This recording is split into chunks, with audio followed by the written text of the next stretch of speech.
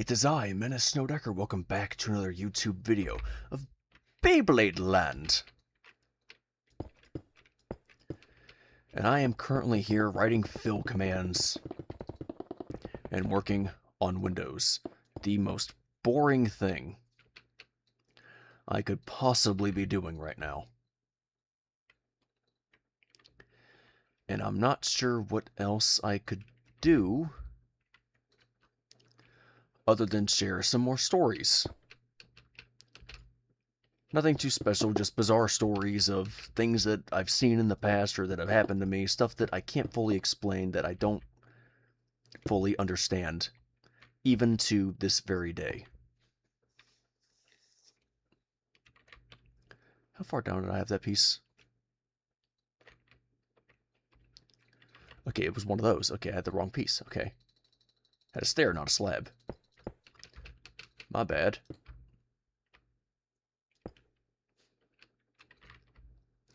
Alright, there we go. Now let's have a look.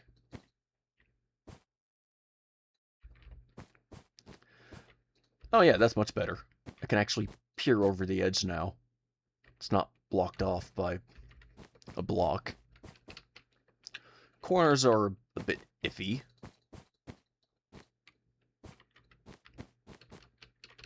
A little bit of an eyesore.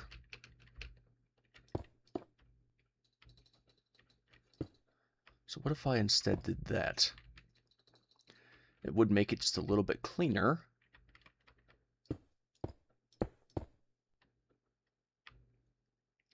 Of an edge, I guess.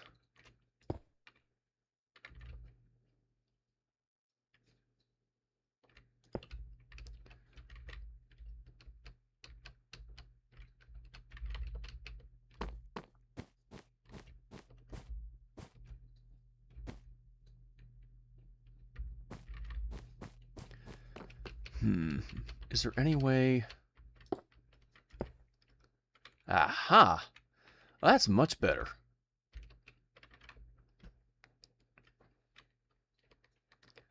I like that much more. Done. Okay, now I got a window base that I can move around this whole entire building. So that way everybody can see.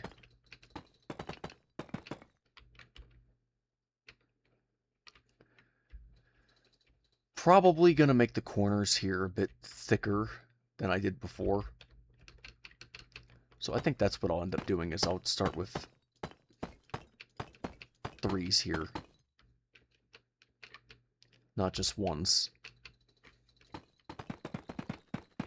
Or actually no, this would be 2s.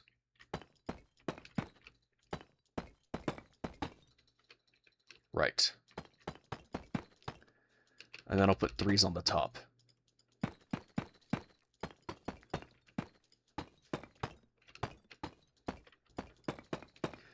Let's see, what story could I share today? How about one I was going to share a while back, but then I didn't, and I shared it somewhere else.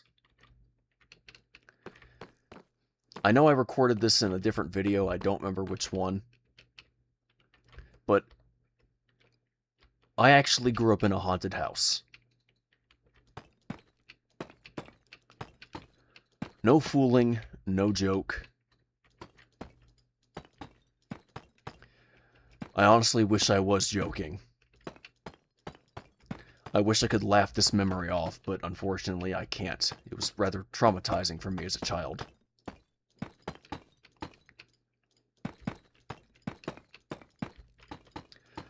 So when my parents, had me, I was actually born in Texas. But shortly after, because my dad was jumping around from place to place because he was a former military veteran who did some really interesting work when it came to water.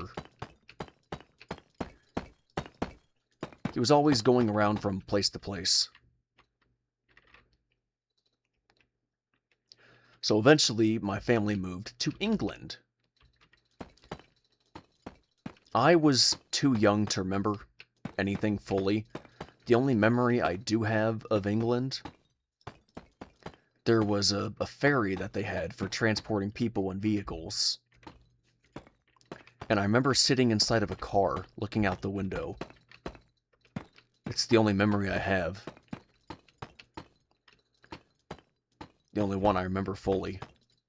I was too young to remember a lot from over there.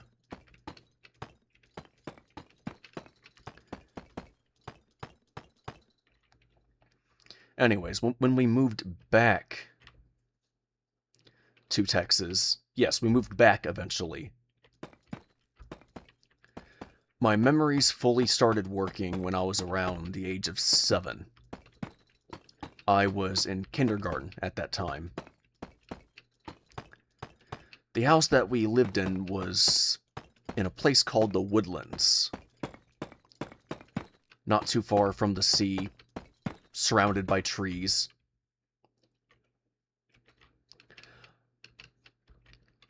You know, a lot of people I grew up with over the years seem to have the common misconception that Texas is a desert. That's not true. There's a lot of life in Texas. And also a lot of suffering. So much so that people tend to always just about have a weapon on them. When people ask me to describe Texas to them, I say picture a lot of trees and a lot of people. And if you ever walk into a store and try to rob it, expect at least 3 people to pull a gun on you. At least 3 people. And that goes back to one of my favorite stories involving Texas. A man walked into a gas station and tried to rob it. He had a gun. 3 people pulled a gun on him and shot him right there on the spot. You do not mess with Texas. They literally embody the phrase, F around and find out. You want to screw around? Okay, prepare to find out. See what happens, go ahead. They literally embody that term very well. They have dealt with a lot of things over the years, and they do not take kindly to hostile intention whatsoever. And as a Texan myself by blood, I agree with them. I'm tired of all the BS this world's throwing around. Real tired of it.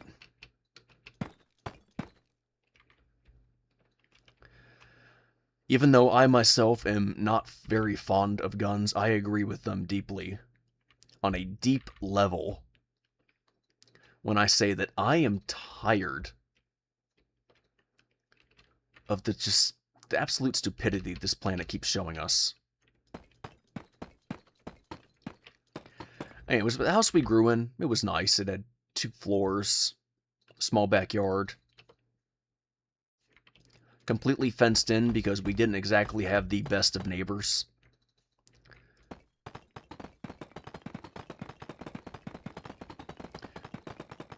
Just about every single side that we had on over the fence wasn't exactly friendly.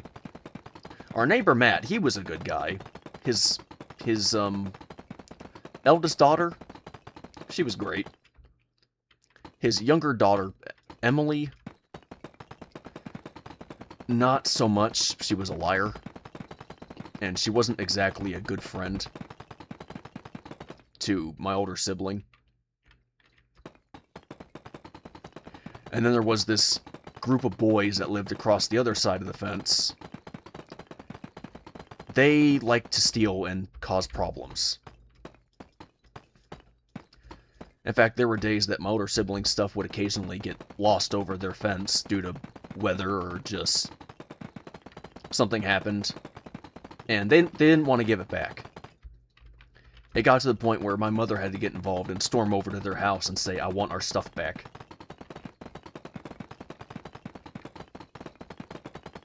They were not very nice boys. If I was as strong back then as I am now, I don't think there would be anything stopping me from going over that fence and beating them up myself. I do not take kindly to trespassing, and I do not take kindly to theft. Anybody who tries that with me is going to find out real quickly. You should not have done that in my presence. Anyways, there was this odd thing that happened every single year.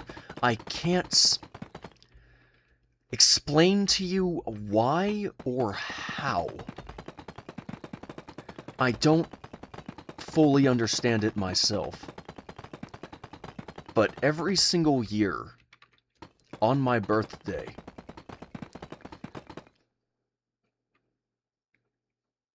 it was like the house just came alive. Not the house itself, but the nature around it, the environment.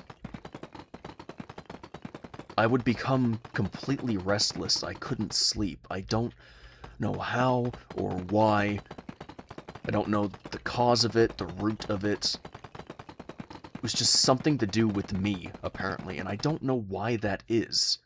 But this house, I couldn't get any sleep. There was this interesting little section in the living room. When you walked in, it was a massive ceiling, so massive that even with I kid you not, a 12-foot ladder, you could not reach the ceiling. Even if you stood on the top of that ladder, you could not touch the ceiling. It was a massive ceiling. It was beautiful. But good luck cleaning cobwebs. Good luck with that.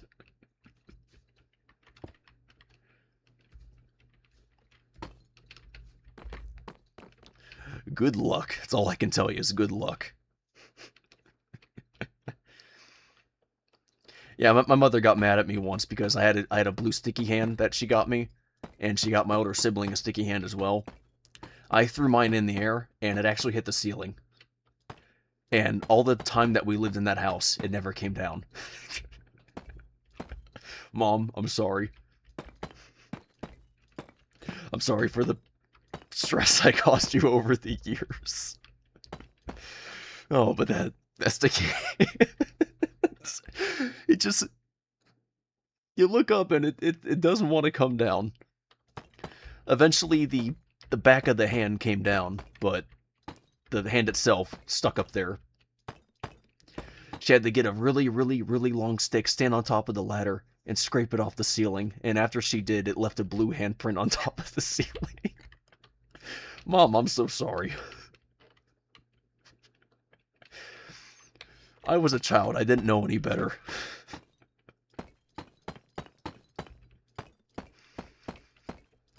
I do apologize. Anyways, when you walk into this living room, there was a small section on top of the ceiling. And there was a small insect. Supposedly, when they painted the house, an insect flew on top of the ceiling, and it got painted right over.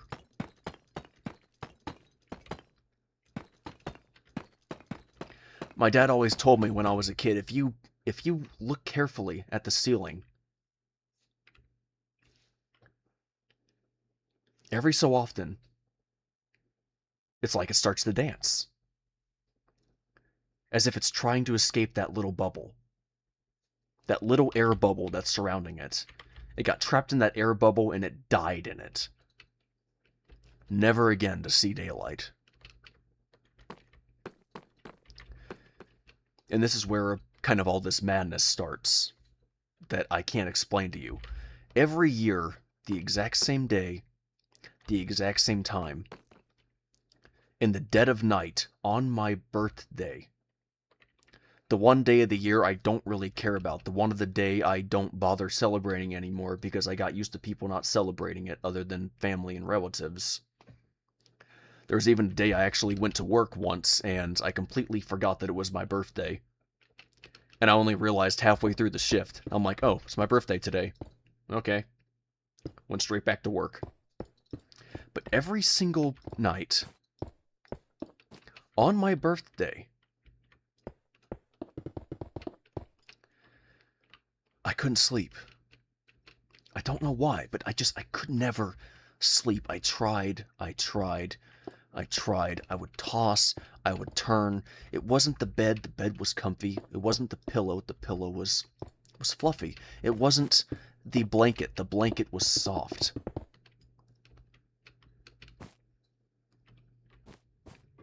There was no noise. There was no sound. No sound except for me rustling in my bed, tossing and turning, trying to sleep, trying desperately to finally close my eyes and get some well-deserved rest. But no matter what I did, it didn't work. No matter how long I closed my eyes, I couldn't stop. I couldn't stop thinking, why can't I stay awake? Even when I didn't think about it, I stayed awake.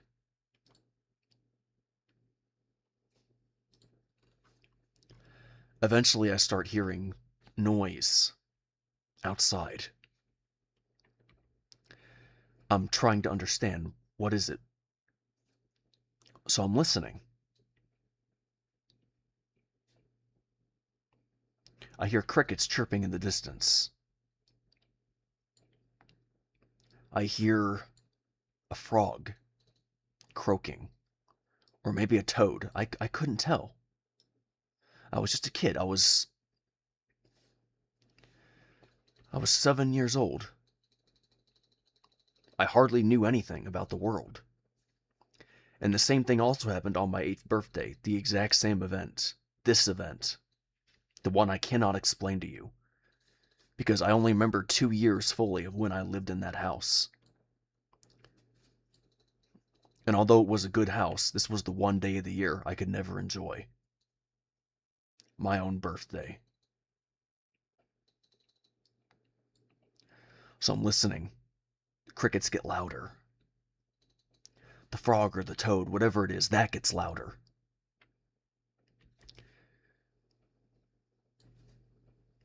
Which one it was, I don't know. But it got louder and louder. Eventually, the backyard, it's like it started to light up. I'm seeing lights flicker and glow. Lights that reminded me of ladybugs. That shiny coat on its back. But it wasn't red. It was a mixture between yellow and blue. Somewhere in between there. But they were all floating, and I realized these lights, they're fireflies.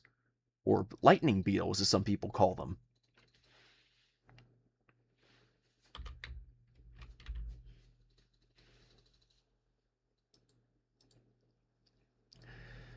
Eventually, I decide I can't lay down in my bed anymore. I gotta get up. I look out the window. And that's when I see it. An entire kingdom of nothing but insects. Creatures of the insect families, the arachnid families, and small animal families. Like mice, toads, frogs, that kind of stuff. I see centipedes and millipedes. I see roly-polies. I see ants, beetles,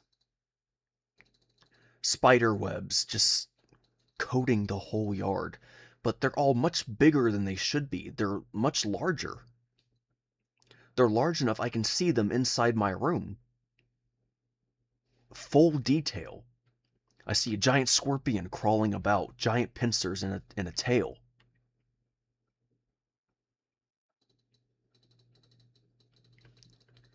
I see all these different creatures right there. Moving and scurrying, roaming about, minding their own business.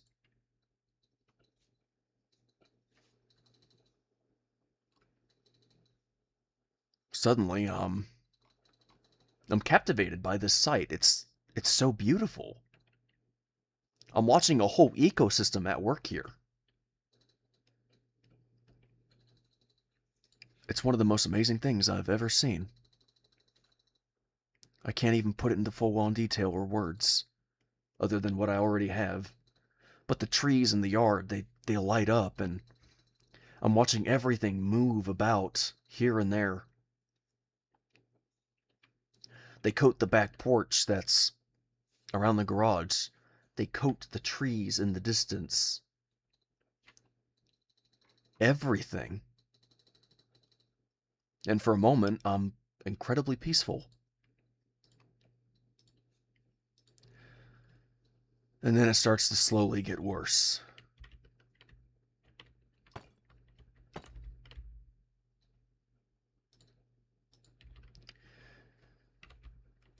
Suddenly, there's a giant web that's cast across my floor. A massive web. I'm still in my room. I know that much. But in the place of the carpet, there's now a giant web. And there's a shadow of a gigantic spider, bigger than me, right there on the floor, not moving, watching, waiting, trying to see what I'll do next. I'm terrified. I do what any terrified kid would do. The stupid choice. I get back in my bed, I try to go back to sleep. Doesn't work. I know it's there, its presence is there, I can feel it even though I'm not looking at it. Eventually, it's just too much. I got to look. I have to look. So I look, and the web, it gets bigger. It's not just coating the floor anymore, it's coating the walls, the bottom sections, right by the dresser that's beside my bed. Coating the bottom side of the door, coating my closet, coating everything. Spider starts to slowly move its legs forward, getting to the center of the web. It wasn't on the edge at the beginning, but it was definitely not in the center. But it's slowly moving inward. Slowly.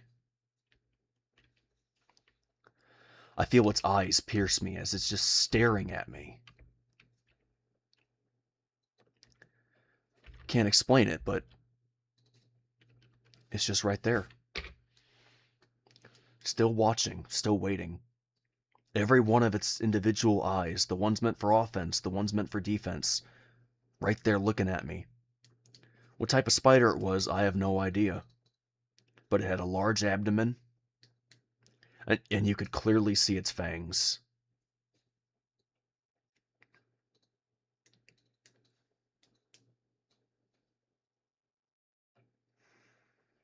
I keep trying to go back to sleep. It's not working. I'm trying, and even though my bed's so soft and comfortable,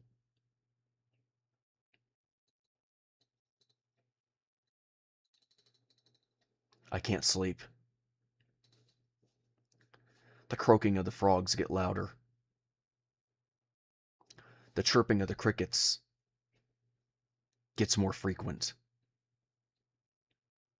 It's bouncing off the walls, ringing in my ears. I am trying desperately to ignore it, to pretend it isn't there. Telling myself, you're not real. You're not real. It's just a nightmare. You're not real. But it's not working.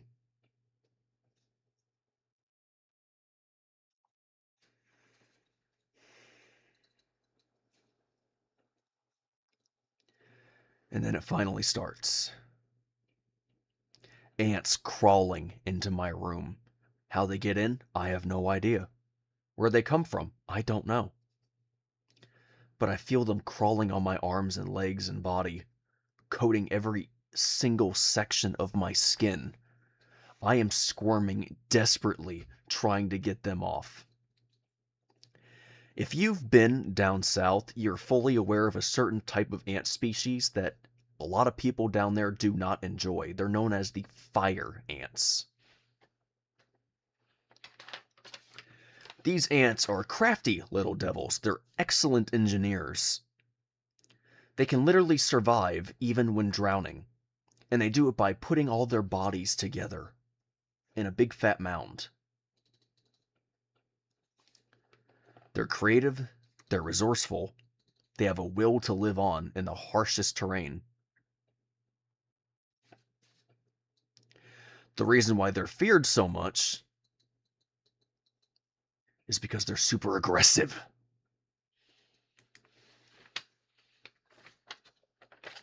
You step on one ant mound, you might as well have just started World War III.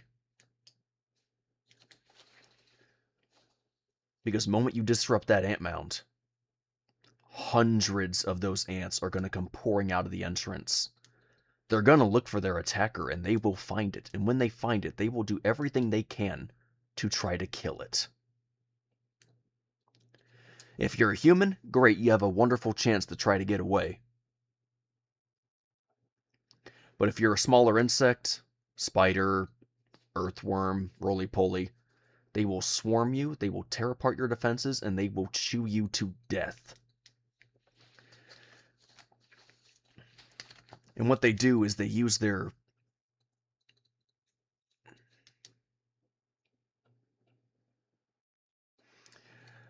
I believe it's called their mandibles. I might have that term wrong.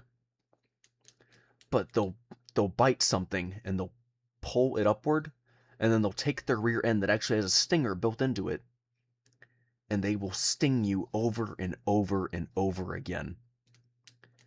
And if I remember correctly upon reading about them, is they inject you with some type of chemical. It hurts. It's super painful.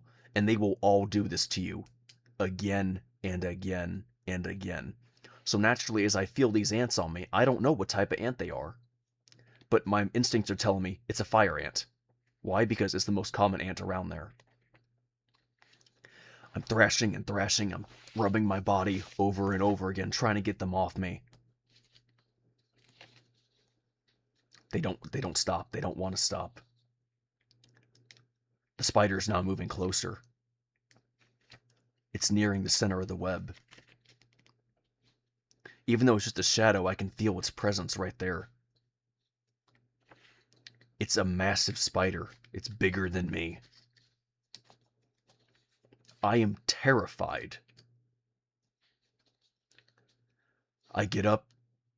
I dash out of my room. I go into the hallway. I think maybe I'm safe if I close the door here. Why I thought that as a kid, I don't know. I don't know why. I wish I did, but I certainly don't.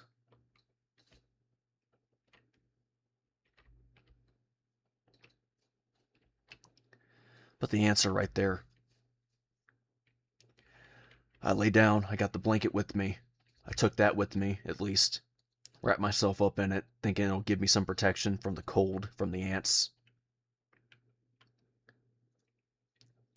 I'm not hearing the frog or crickets anymore. The spider's not there. But the ants, they keep chasing me down. They keep following me, saying, "You're not going to get away from us." A few minutes later, they're all over me again, squirming, moving about on my skin. I'm thrashing and thrashing, trying to get them off.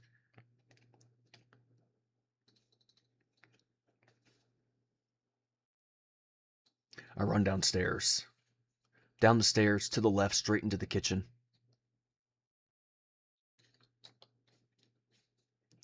I hide underneath the kitchen table, not knowing what else to do. Maybe 5 minutes, maybe 10 minutes. A lot of time passes.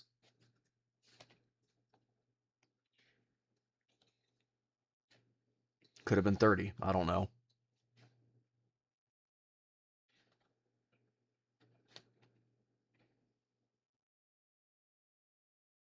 They find me again, and they're all over me. I have nowhere to go. It's the same thing. They're all over me. I'm thrashing, trying to get them off me. I get up, storm off. I now go straight into my parents' bedroom. My father's in bed, fast asleep. My mother decided she was going to get up and go sleep in the living room, so she's not there. I crawl in the bed. I lay down. I'm comfy, I'm warm, I feel safe. My dad's right there beside me, he's asleep. Doesn't even know I'm there. How he didn't know, I don't know.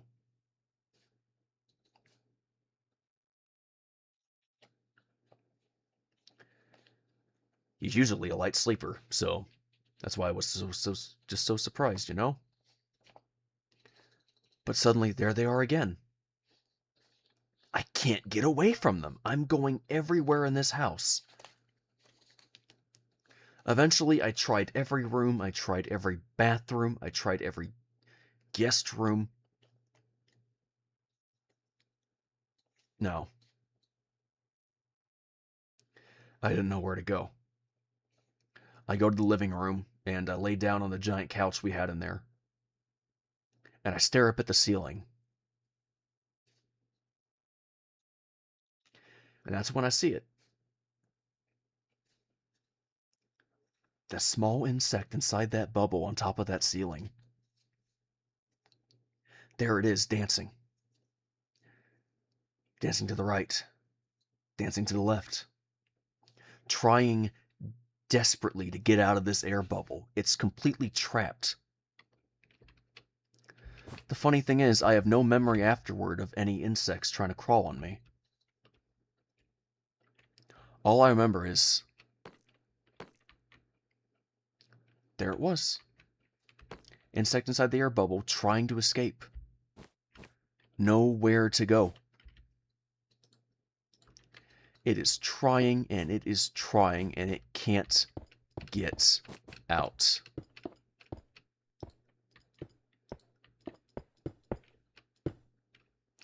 And I just see it there.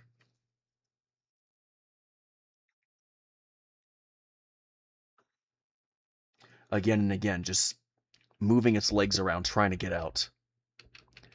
In what can only be described as a literal dance. I guess you could say it was the dance of death.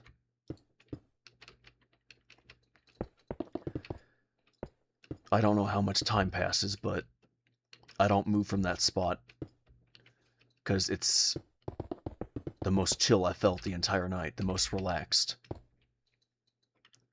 It's funny, here I am watching an insect squirm trying to save its life, and I'm just running for my own life. And watching it squirm is the most calming thing of the entire night.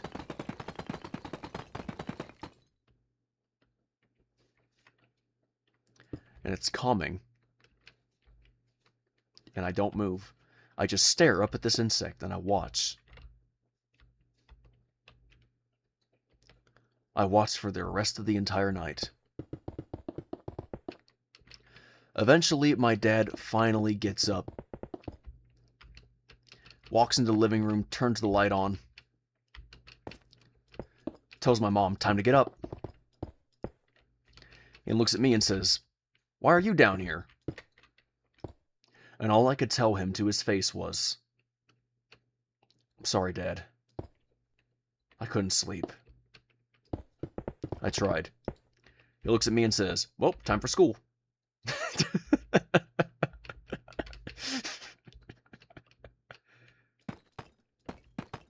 Because it was a school day.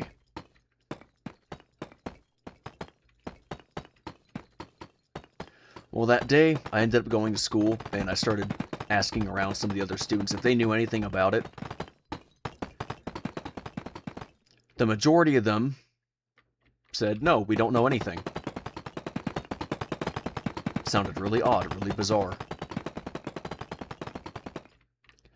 Since it was a 7-year-old asking, I guess it just sounded like the ramblings of a very imaginative child, you know? Just ridiculous, silly, stupid. But then a student said something to me that I'm never gonna be able to forget. I don't remember his name. And honestly, I wish I did. But he looks at me and says, "Oh yeah, there's some secret gathering that happens once every single year." And for all I know, this was absolutely made up. And most likely, it was. But as a kid, it was all I had to go on. He says that there's a whole bunch of parents and students that have a gathering once every single year. And every year we pick the house that we like most. And we celebrate it. And well, that house just so happens to be yours.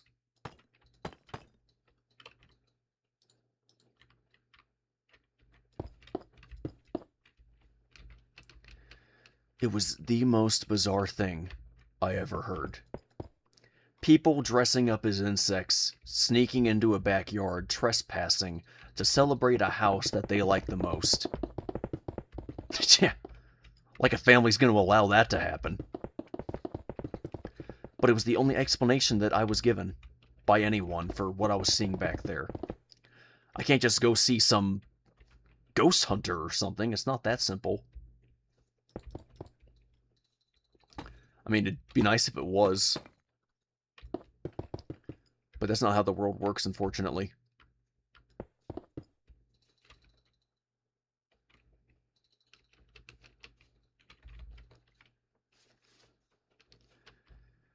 And I keep looking back at that memory. I think to myself, that is the most bizarre thing I've ever seen or heard in my life. And all I could think of was what I saw in that backyard. What I saw on my bedroom floor. What I ended up seeing in that living room. That one insect dancing for its life. And all I could think is, man, what a night.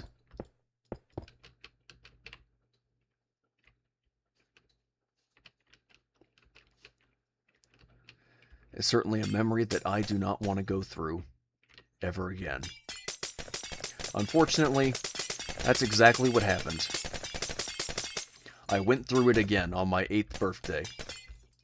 The last birthday I ever had down there in the state of Texas. As for that house, shortly after we moved to Kentucky. Never saw it again.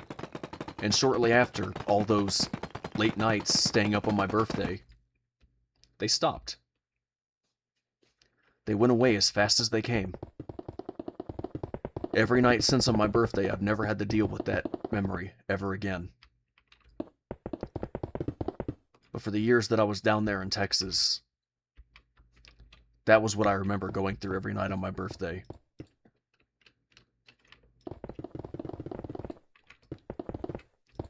A lot of people think haunting is fun, getting haunted by a ghost or evil spirit. They think, yeah, it'll be fun, it'll be exciting. Until you go through it. I mean, I was scared out of my mind just from literal insects and arachnids. If that had been an evil spirit, I don't know what I'd do. I'd probably die.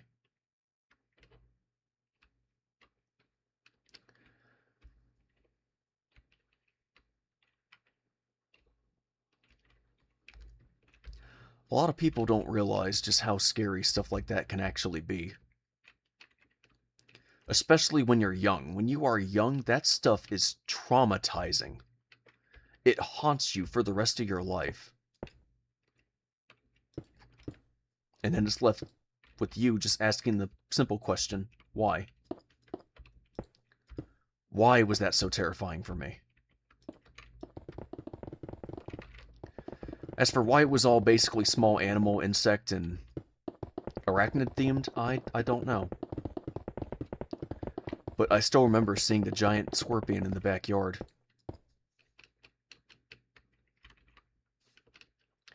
Its brown back and giant pincers. So big they could just be called claws. Giant stinger waving back and forth as it crawls around in the surface. I still see that giant spider in its web just edging closer and closer. I still remember the feeling of those ants as they were crawling on me. I still remember the sound of the frog or the toad, whichever it was. I believe it was a frog, but I could be mistaken. I still remember all of that. The sound of the cricket chirping. Or was it crickets? I never know. Never knew. Never bothered to step out the door. And why would I? Small kid, out late at night. Not usually a good mix. Usually ends badly. Usually. Anyway, it was just so much smarter to just stay inside, stay away from it all. If I ever went to that house again, I'd probably try to conquer my fear. Try to tell it all to just leave me alone. But truth be told, I don't know what I'd do, actually.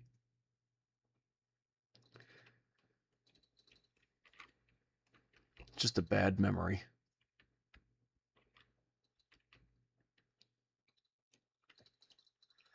I know it all sounds super random and honestly a bit far-fetched and made up. But sadly, everything I told you here is the truth. That is what I went through every single night on my birthday. Little House of Horrors. Not exactly a good memory.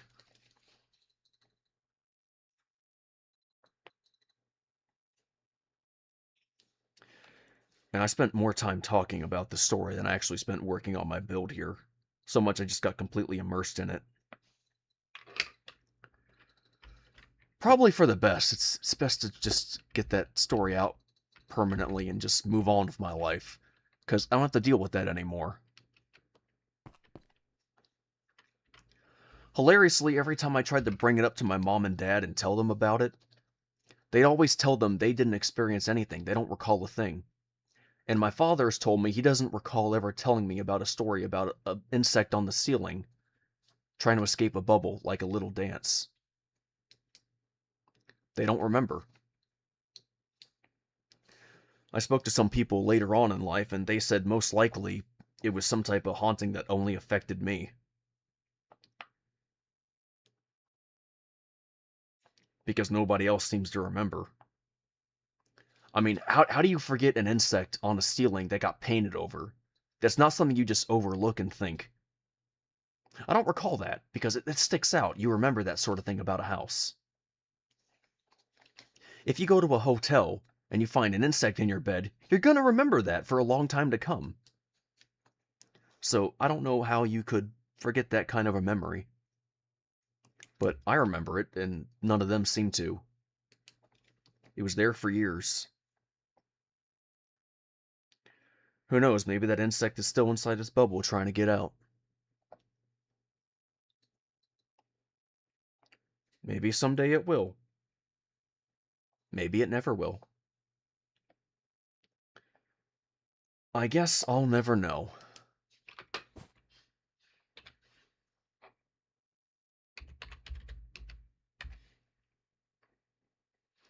And maybe that's for the best. Because it gives me a chance to move on with my life. Put another bad memory behind me. Something I don't want to remember. Something that I shouldn't remember. Something that doesn't bring me an ounce of joy.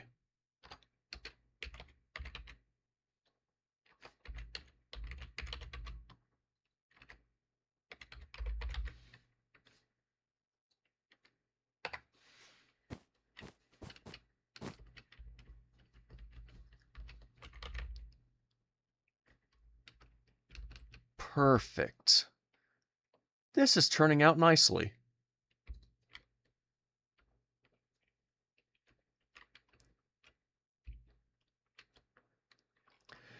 I should have had both these windows done before I ended this video.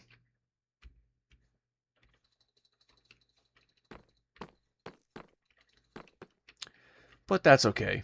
A little bit of progress is still better than none. As for the house's name and number and the street address, I don't remember.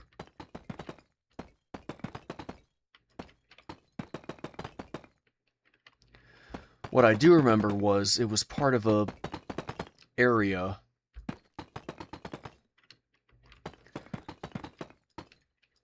a small street that actually went inside of a full loop. And I also remembered that it was right around the corner for a school district. Glenlock School. Just in case anybody wants to try to find it. It was supposed to be the first house on one of the corners, with a giant tree in the front yard.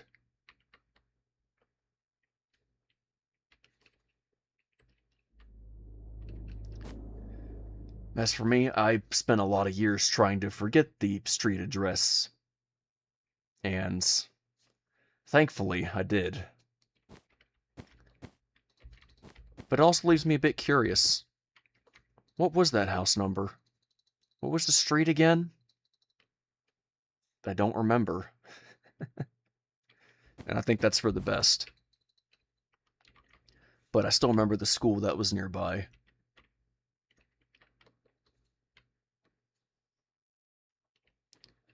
I don't think I'll ever be able to forget that one.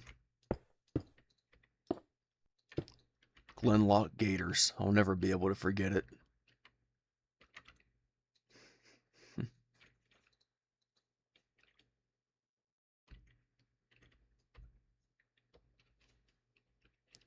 Anyways, that's all for this video.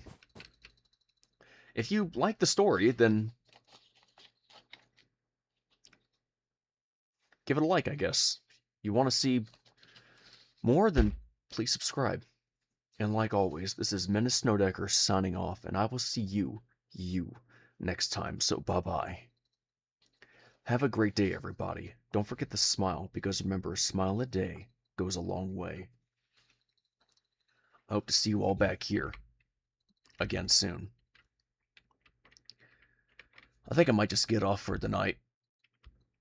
That story kind of got my heart pumping a little bit. I could use something to relax. Plus, it'll give me a chance to edit these slightly and get rid of the crappy thing that happens at the beginning with that stupid sound effect that happens on OBS when I'm getting into Minecraft, and I don't know why it happens here, but it does, and it's super irritating. Very annoying. And then, who knows, maybe I'll just put on a movie, or I'll just work on something else. I don't know. There's certainly a lot of grinding I could do on a lot of the other games that I have not finished. Or maybe I'll just free play something. Read a book. I don't know. There's plenty of things I could do. And I do mean plenty.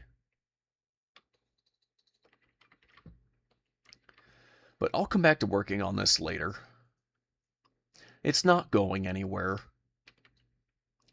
Besides, I now got myself a full floor, plus 2 giant windows. Perfect enough for peering at Beyblades off in the distance. And I can tell which side's the burst side and which side is the metal fusion side. Which helps me narrow down where all this stuff's gonna be. So if I go over here, that one goes straight out at a long distance. So this, I'm gonna guess, is the X side. Wait, no. No. There was a bend off in the beginning, right? That would make this one the X side, correct? Aha, photographic memory. It works. It's useful. Which means this right here would be the original side. My plan after building these is I'm actually going to make every single one of these a storehouse. So these will hold stadiums and launchers pertaining to each individual era. So I'm putting some of the notable ones down there, ones that people might recognize or might know. And then I'm going to put everything else up here inside these buildings. So different stadiums, different launchers, ripcords, maybe 3D printed gadgets if there are any for the area. I know that there aren't any for Burst. They had some 3D printed bays back then for Burst, but never parts. We didn't get to that technology then. There certainly weren't any for Metal Fusion, and there certainly weren't any for OGs. But now they're printing stuff for that, but that stuff doesn't count now. It came out much, much later, not when it was around. So that's a little bit different in the time scale. So if it was printed during the same era, then I will add it. I will make sure that I put it in there. So I got some stuff that I can add for the X series. The rest of this, I don't know. I still need to get my hands on a Beyblade Burst Bay Logger, but those are a bit pricier because they don't make those anymore. I think the cheapest one I saw was around $27. I think. That, or it was $112. I do not know. I'd have to look at those numbers again. Super expensive. But I got myself some more unique bays that I have not shown really to anybody. So I guess I could do that real quick before I end this video. Yeah. And it won't take me like a few minutes tops, I promise. Hi.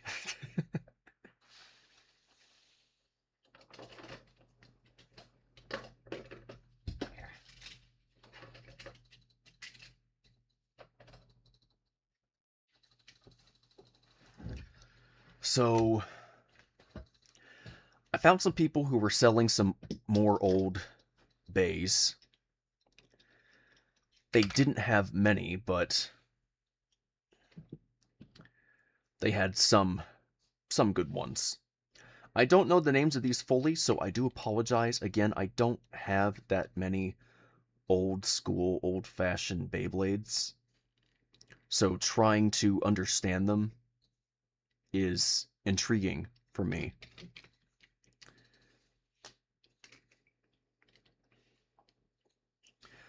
I have this one right here. It's got 2 sets of 3 prongs. It's a bit more on the defensive design.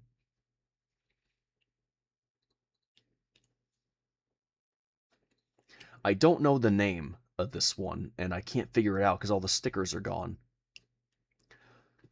I'd have to judge this one based off of design. I only got 3 stickers on it that are still visible, and they don't exactly give me much to work with other than silver fishnet with the foily cover. I have the layer for a Drigger. At least I think it's a Drigger. I can't tell what's Drigger and what's not at this point because I'm getting multiple designs that just look completely different. So I have here a Guardian Drigger.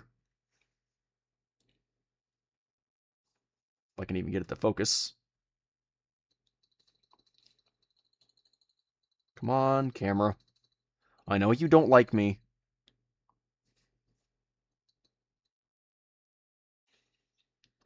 Alright, this is getting me nowhere.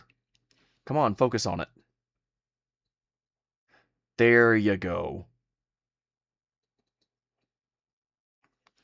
Kind of reminds me of a Griffin. It does still have its stickers. One's horribly beat up, but for the most part, I'd say it's in pretty decent condition, all things considered. It's shockingly extremely tight still, so this Beyblade is still practically new. It's hardly even been used. So that's awesome. But then you go to this one, and, well,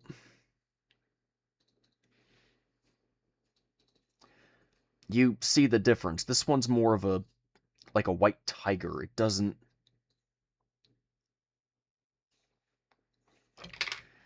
fully match, per se. Upon closer inspection, I realized that the plastic is a little bit different on top, but on bottom it's the same, so most likely these two parts do go together. I'm saying that because you can actually take the middle section off here and attach it to something else. But it seems to fit on this one. And the color scheme matches, so I believe these two parts do in fact go together. But that's all I have for that one. I don't have a driver, I don't have a frame. And then I have this one, and it also says Drigger. And this one's also a white tiger.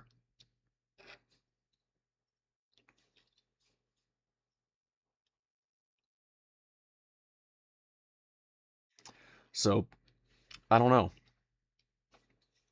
I don't know which one's Drigger, I don't know which one's not. This is why I need myself a Beyblade catalog, so I can tell with these things. And you know, when I look at this brown one, there's a middle section here poking out. There are some of these bays that have spinning discs on them. And based on this design, I believe this might be one of them. But without the piece, I don't know what it would be shaped like. I don't know if it's identical, if it's not. Is this just a recolor of another one? I'm left with all these questions that I don't know. And I got two more here that I don't know the names of, and I can't figure it out, unfortunately. Most regrettably, it would seem. They're horribly, horribly torn apart. Can't get it to focus. My camera is good at larger images. It's not good at smaller, more detailed things. I need to get myself a new camera eventually, and I know I keep saying this, but it's true. I don't feel like it because my camera still works fine, and it does its job adequately. But on this case, it sucks. It's good at a distance, it's not good up close. It's probably the best I'm going to get there. Come on. Do it. There you go. It looks like a happy dancing bear. Tail, red fur. Has an eyeball, but I can't make it out fully.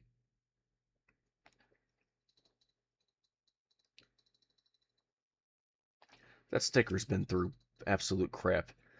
These ones don't look like they've been battled with all that much. I'm not seeing dents, I'm not feeling divots, they feel smooth. They're just old, they're worn out, they're missing parts.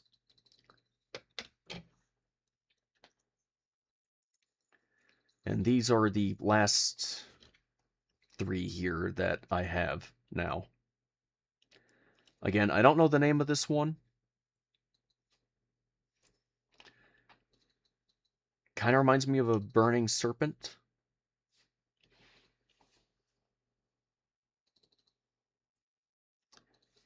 That's probably the best I'm going to get here. But it does have this unique feature on it.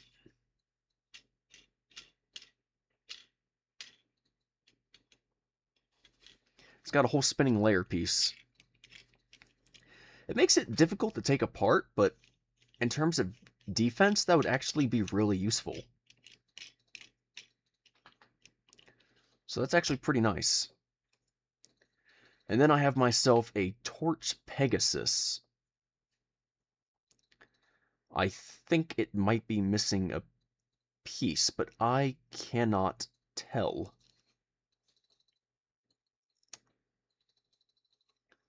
Truth be told, I know next to nothing about these bays. I don't know their names, I don't know what parts they come with, I don't know what they do, I don't know if they're attack or stamina or defense or balance, I have no idea. But these Beyblades are really old, so just finding anybody willing to sell these at decent price to afford it's basically heaven for me. Because now I have these old school bays that they just don't make anymore. And it makes me extremely happy to have them.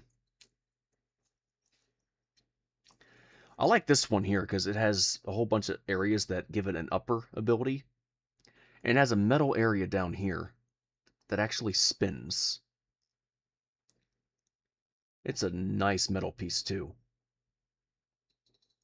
I think that's the biggest metal piece I've seen on any of the bottoms of these bays.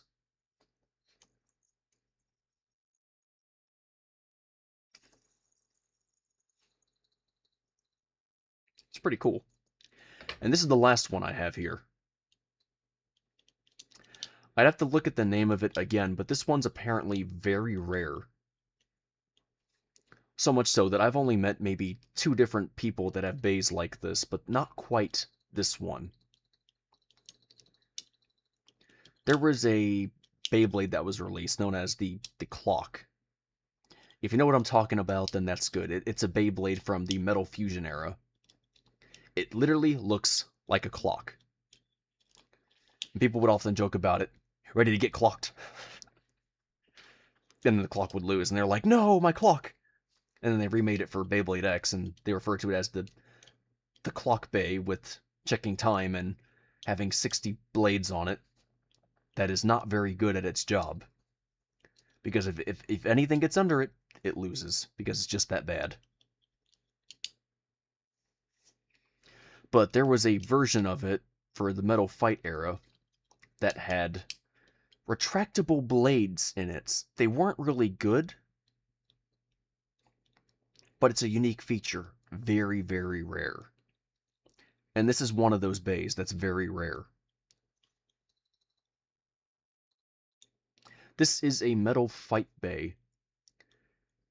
It has, I can only refer to as a custom metal design on top. In fact, I'm not even sure I can take this apart yet. I haven't even tried. And quite frankly, I don't want to try. But it has these little orange knobs here on the bottom. And if you hit one,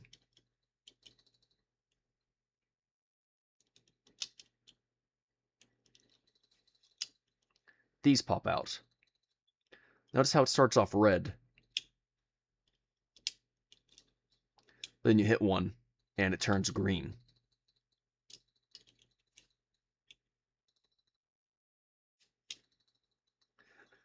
This is very unique for a bay. This is elegant. This is beautiful. And this is something that would probably lose in a fight.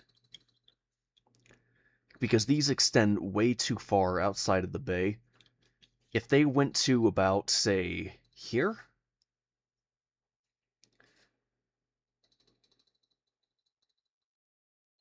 then that might actually benefit the Beyblade. But they don't go there. They go all the way out. Which, I don't know if it's right spinning or left spinning. I haven't bothered trying to launch it because I don't want to.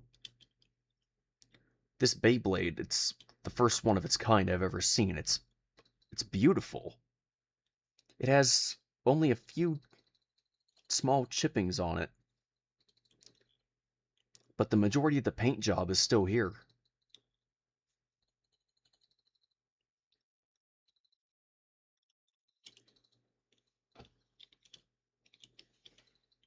Compared to these ones, it's got a decent weight.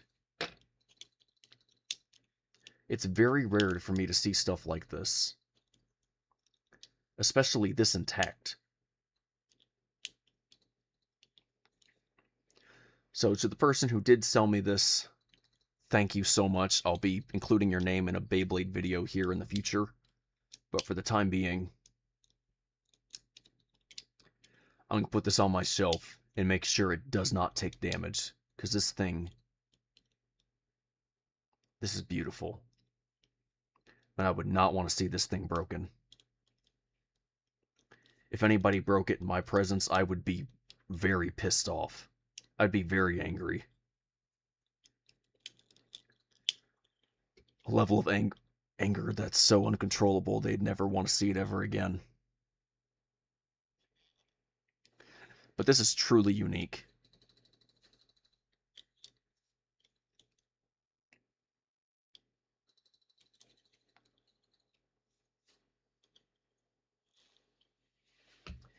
Anyway, those are the 7 new bays I got here. I don't include this piece. It's not a complete bay, it's just a layer.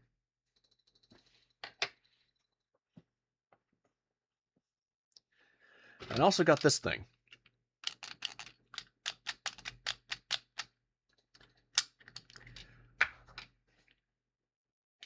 A switch launcher.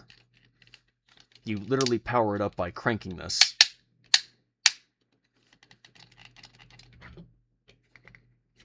Put that back on. And that powers it. It's a release from Hasbro, I believe. And this piece is actually supposed to attach in here, but when I got it, it was actually like that. I only realized afterward because there's a little knob in here. Little divider. And that's where it's supposed to sit. So you can switch it either way. Pretty cool launcher. Reminds me of a pistol. Not every day that I see something like this. Not every day at all. This is actually my first time even holding one, let alone using it. Pretty cool. This is what I was talking about, having Beyblades that go on launchers like this that actually are like kind of like guns. They got little triggers and cranks with them. Old school stuff. And this one's for burst too.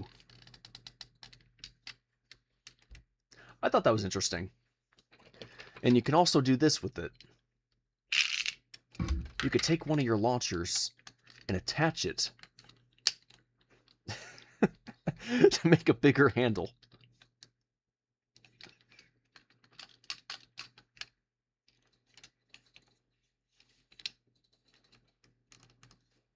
That's something else right there. That's something else entirely. Very intriguing. Alright, I'm going to end this video here, and I'm going to go relax, get my heart rate all calmed down. Yes, it's still pumping very fast. That's how effective that story was on me. This is why I don't like people asking questions about my past, because I've seen things that are just bizarre and disturbing, and I can't fully explain all of them to people. They don't always make sense. So, I'll see you all in the next one, and hopefully we'll start something else. I'm not going to come back to Istros till I figure out how to fix those legs. That was stressing me out horribly. But I'll see you all next time. Bye-bye.